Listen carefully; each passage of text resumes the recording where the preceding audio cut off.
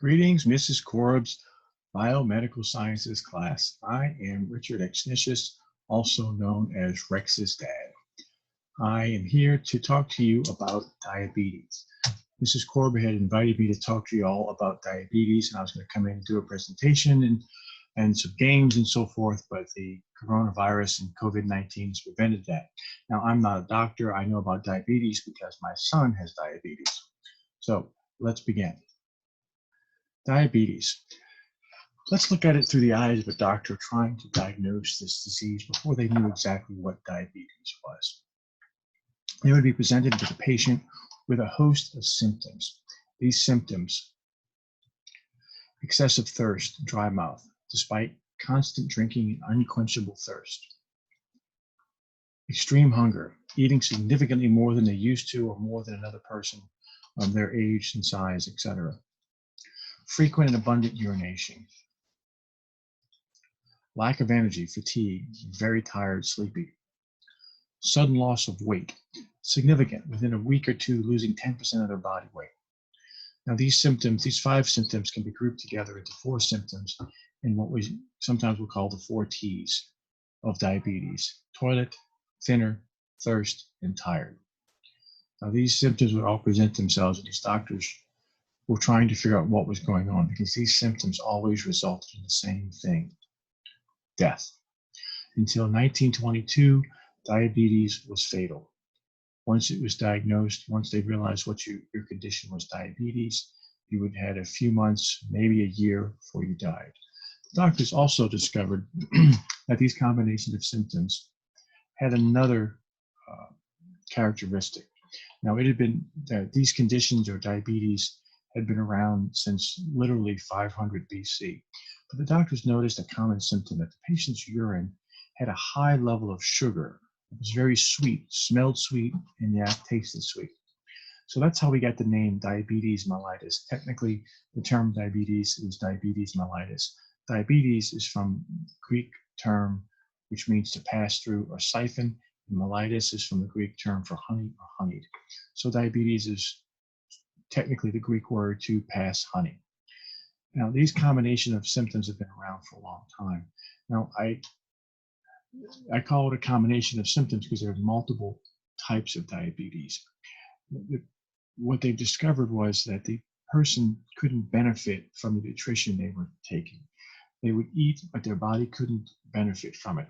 So later what they realized is that their body was not processing glucose. Their cells were not absorbing the glucose. So the increase in glucose in their bloodstream and in their urine, because it was not being absorbed in the cells. So in the most general sense, diabetes is a condition where the amount of glucose in your blood is too high due to a lack of insulin. And again, I said it was a group of disorders because there's actually multiple types of diabetes. You can see type 1 and type 2 at the top, but then there's other types of diabetes, which are subsets or combinations or other things, other types of diabetes. Now, we're going to discuss type 1 diabetes. Type 1 is an autoimmune disease. An autoimmune disease is a condition where your immune system mistakenly attacks your body. Your immune system is designed to guard against germs like bacteria and viruses. And when it senses a foreign invader, it sends out an army of these fighter cells to attack them. With an autoimmune disease, your body misidentifies part of your body as bad and attacks it. In type 1 diabetics, their immune system attacks the pancreas, the specific part of the pancreas that produces insulin, and they no longer produce insulin. So here's the type 1 diabetes definition from the Mayo Clinic: a chronic condition in which the pancreas produces little or no insulin. Insulin is a hormone needed to allow sugar or glucose into the cells to produce energy. Now, as you see there are different factors about diabetes, but there's really no known cause of it. They don't know exactly what triggers the immune system to attack the pancreas in such a way. And again, here's the definition of an autoimmune disease, again from the Mayo Clinic. And again, what causes type 1 diabetes isn't known. Now, Some people have a certain genetic trait. They may come from a family of diabetics, and so they have diabetes. But there's also people that will get type 1 diabetes that have no history of diabetes whatsoever. And again, we're going to be talking about type 1. The majority of the people that talk about diabetes, they're talking about type 2. So of people in the world with diabetes, 90% of them have type 2. We're going to be talking about type 1. Type 1 is 10% of the diabetics out there. And again, I call diabetes a group of disorders because they're all related in that they concern the body's use and production of insulin and the inability of the body to absorb or use glucose. Now, glucose, what is glucose? Glucose, the word glucose comes from the Greek word for sweet. It's a type of sugar you get from your body breaking down the foods you eat. Now, y'all covered glucose a couple weeks ago when Ms. Corbs used the example of eating a cheeseburger and it being digested and broken down by the acids in your stomach. One of the things that the cheeseburger would be broken down into was glucose. That glucose would diffuse through the wall of your small intestines into your blood vessels. The sugar or glucose in your blood vessels would stimulate the pancreas to create insulin. That's where we are with diabetes. What does the insulin do? Insulin is the key. Insulin unlocks the cells and allows the glucose to go in. If there's no insulin, the glucose will not pass from the bloodstream into the cells. So the insulin is important to unlock the cell door. So the pancreas is the magic key because the pancreas creates the insulin that enters the bloodstream with the glucose and goes into the fat and muscles, the fat and muscle and fat cells in your body. Without insulin, it doesn't happen. So now where is the pancreas? The pancreas is kind of shaped like a Nike swoosh. It's behind your stomach and your liver, above your small and larger intestines. Now your pancreas has multiple functions. It has two main functions, but it does a lot of things. One main function is the exocrine function, where it produces digestive enzymes that allow you to digest the food. The other function is the endocrine function, and that is where it produces the hormones of insulin. It creates insulin in beta cells that is released into the bloodstream, into the blood sugar, and attaches to the blood sugar and allows the glucose or blood sugar into the cells. Now, there's a specialized area of the pancreas. It's technically called the islet of Langerhans. Islet means island, and Langerhans is the German pathologist that discovered this part of the pancreas. So it's this very specific part of the pancreas that produces insulin. It wasn't until 1889 where two German scientists and doctors discovered that if they took the pancreas out of dogs, that the dogs would no longer be able to use the food. They would basically get all the symptoms of diabetes, excessive thirst, hunger, waste away, and then die. So they discovered that there was some substance being produced by the pancreas that was allowing the animal to use the glucose. And the lack of that substance prevented the body from absorbing the glucose. And so that was how they discovered the link between the pancreas, insulin, and then diabetes. Now how many people have type 1 diabetes? So this is a couple of years old, but in the United States, it's roughly 34 million diabetics. Now this is type 1, type 2, Lido, every type of diabetes. So it's roughly 10%, a little over 10% of the US population. Of that, approximately 1.4 million are type 1, which is about 0.3% of the US population. And that number is a little off because of the different types of diabetes getting lumped together and so forth. But so what that breaks down to is approximately 1 out of every 350 young people will have type 1 diabetes. Now I say young people because type 1 diabetes used to be known as juvenile diabetes because the majority of the people that get diagnosed or that show the symptoms and become a diabetic with type 1 diabetes are in that younger age range. You can see by the graph here, and this is from a group called the Type 1 Diabetes Exchange. From the ages of 1 to 16 is when the majority of the people get diabetes, is when their immune system has attacked their pancreas and they develop type 1 diabetes. People can get type 1 diabetes at every age, but you can see the majority are in that age bracket, over 1, under 16. Now, type 1 diabetes is also interesting in that it has a higher rate of occurrence in more developed countries. So the advanced countries, United States, United Kingdom, Finland, Sweden, Saudi Arabia, those countries have a much higher rate of type 1 diabetes than third world countries. The lesser developed countries have a lower rate of type 1. They're still exploring why that is, but it's a definite indication of something. Now, there's a lot of unknowns about type 1 diabetes, what causes it, what triggers it. So there's a lot of research going into the why does someone get type 1 diabetes. Now, they do know what doesn't cause type 1 diabetes. Eating too much sugar, that's type 2. Type 2 is from eating poor diet, poor exercise, lack of exercise. That doesn't cause type 1 either. Being overweight, that doesn't cause type 1. Your parent, your mom, your sister, your family had type 1 diabetes. That doesn't necessarily mean it either. The genetic marker for type 1 is really not that clear. Type 1 is an autoimmune disease. It is not caused by diet, exercise, too much sugar, et cetera, et cetera.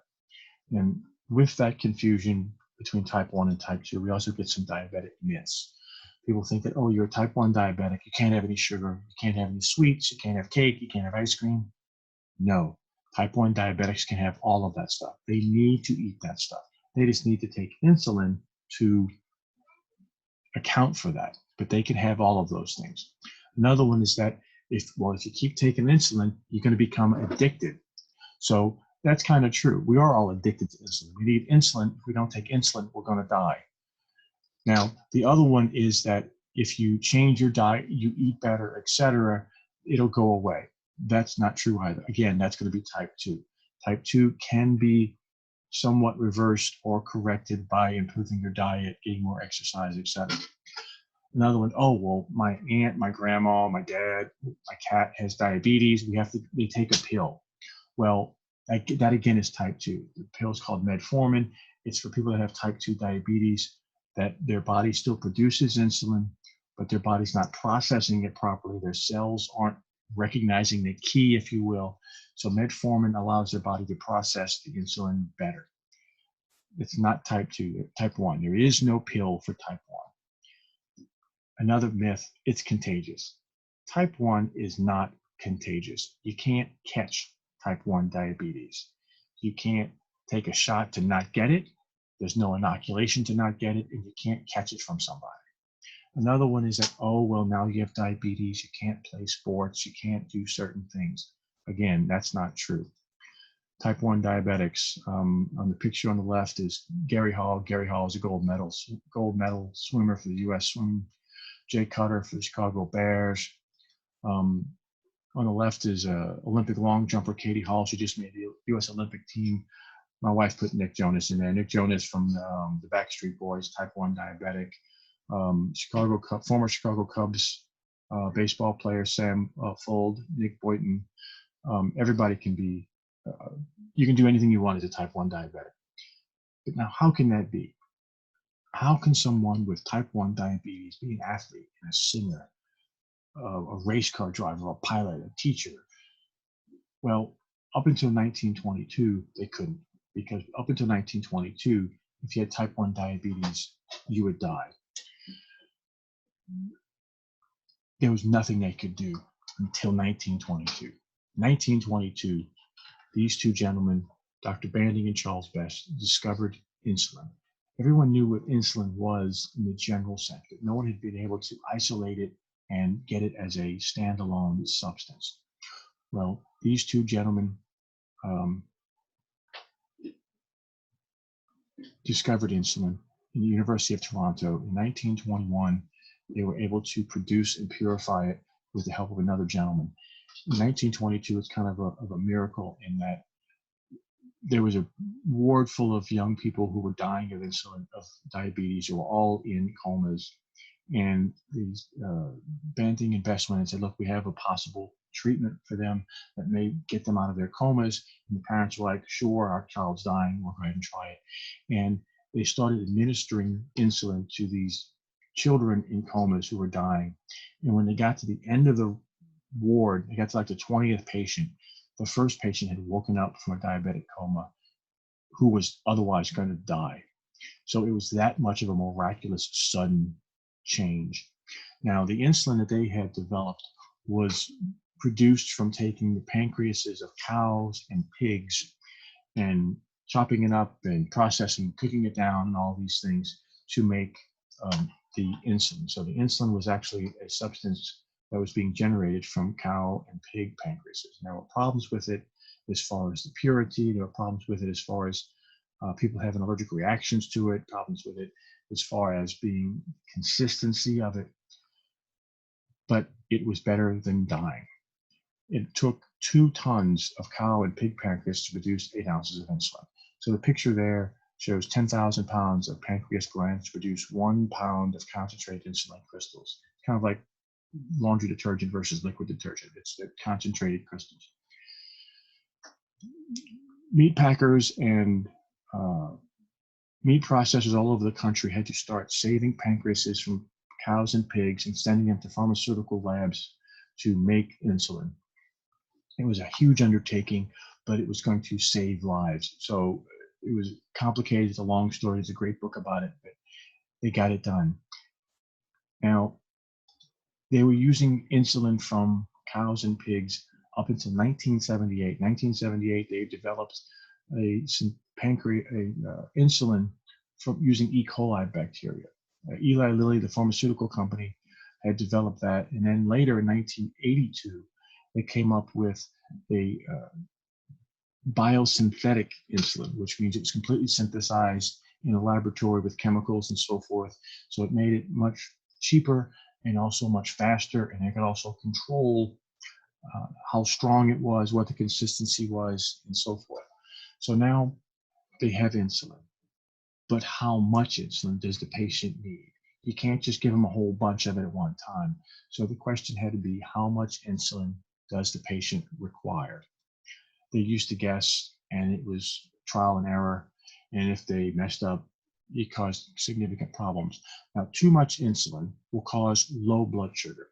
So too much insulin in the bloodstream will cause your body to absorb too much glucose from your blood into the cells. And then it also makes your liver release glucagon or glucose, which dumps more sugar into your blood that is immediately processed with the insulin. And so you get this really low blood sugar. It's called hypoglycemia. So your blood sugar gets super low, low. Your blood sugar gets super low because you have too much insulin, and you get sleepy, drowsy, and you can go into a coma and you can die. The treatment for that is to give you carbohydrates and sugar to raise your blood sugar. So you have to keep giving you sugar until you have enough sugar to offset or balance out the insulin you had. That was too much insulin. Now, too little insulin is more like what they had before they discovered insulin. Too little insulin will cause high blood sugar. High blood sugar is going to put too much blood sugar in your system and not enough blood sugar in your cells. And it can lead to a thing called diabetic ketoacidosis, which is extremely, extremely dangerous. The same symptoms as diabetes, thirst, frequent urination, but also nausea, abdomen pain, weakness. Your breath gets a funny smell. It smells kind of like alcohol or acetone. You have to go to the hospital. If you go into DKA or diabetic ketoacidosis, you have to go to the hospital. They have to give you fluids and some other treatments. Again, here's a little picture of the signs of it. Confusion. You may start mumbling, get drowsy. You also get very moody. Again, it's very similar to someone who's intoxicated, but it's not from intoxication. They also start sweating.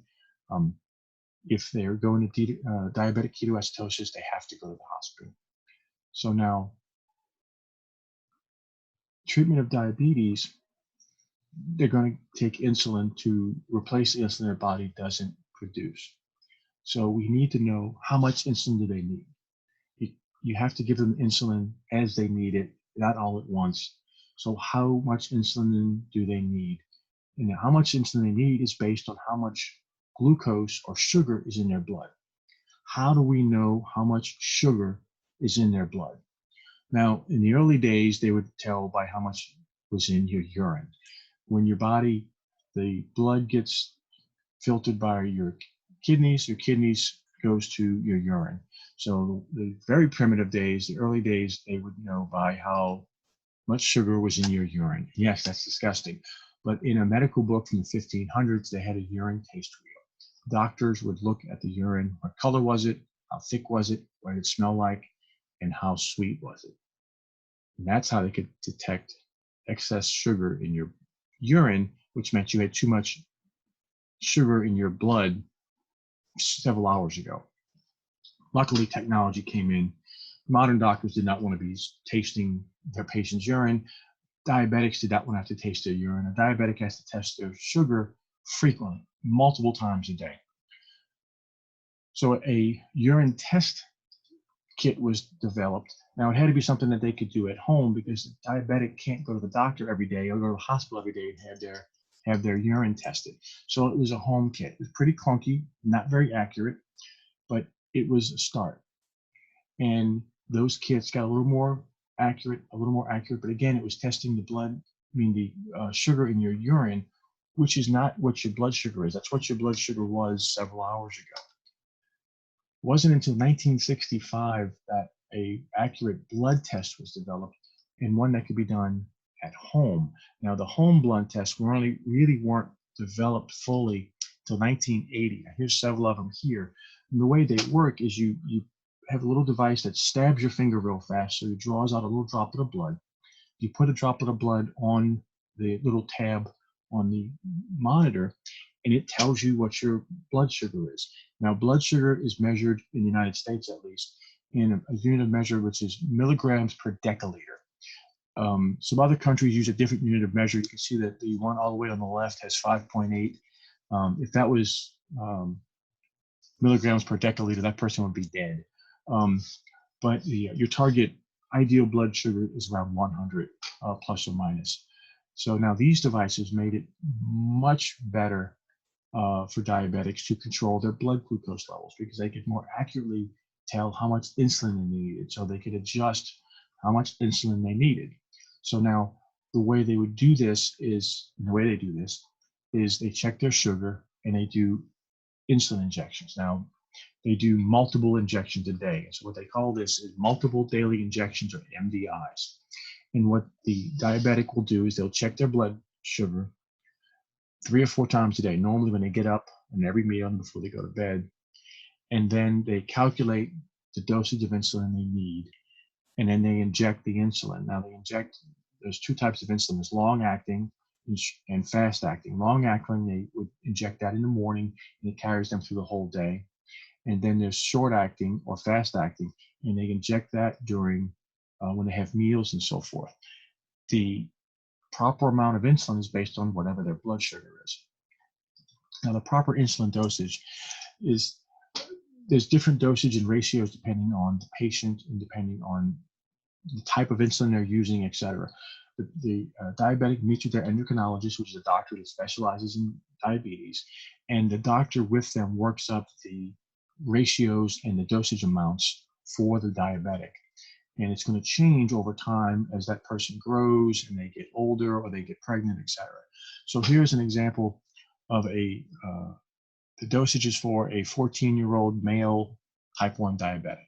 And again, the target blood sugar for a diabetic is 70 to 150. So 22 units of long-acting insulin. They call it a basal dose, which is basal is a type of injection where it's going to for long-term.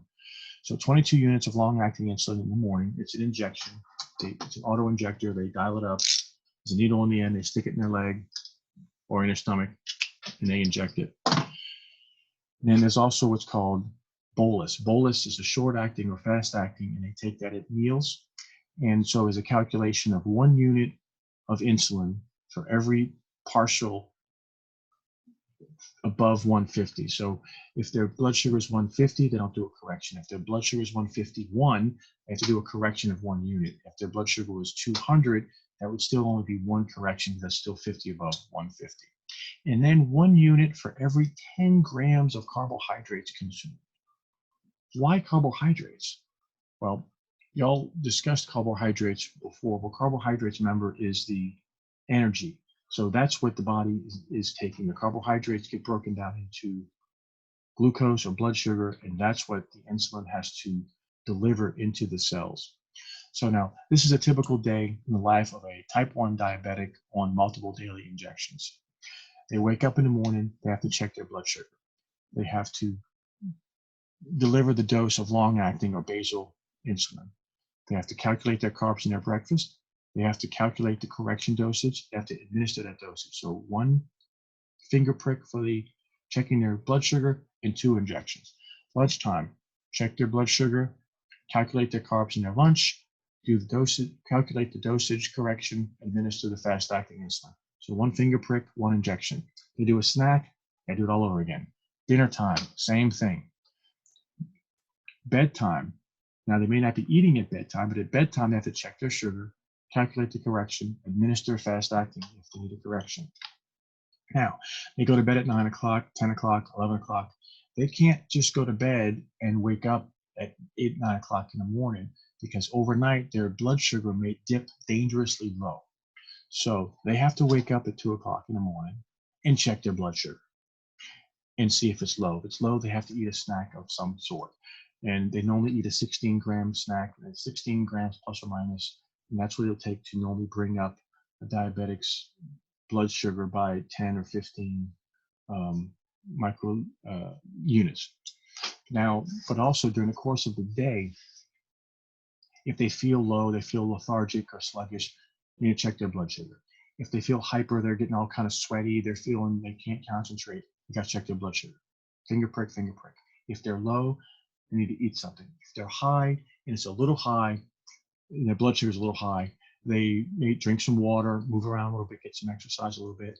If it's a little high but not really high, maybe do it a correction dose. If it's above 300, they're now in danger of going into diabetic ketoacidosis. They have to check to see if they have ketones. Ketones will be present in their urine, so now they go back to an old-fashioned, they pee on a stick, and they see what color the piece of paper changes. And if they're in diabetic ketoacidosis, they have to go to the hospital. They have to get IV fluids, insulin, and some other treatments, because diabetic ketoacidosis can kill them. So that's when it's the real danger zone. So one of the things, so in the course of this diabetic day, they have had to do a finger prick to check their sugar level at least 5 times or 6 times, and then do at least 5 injections, right?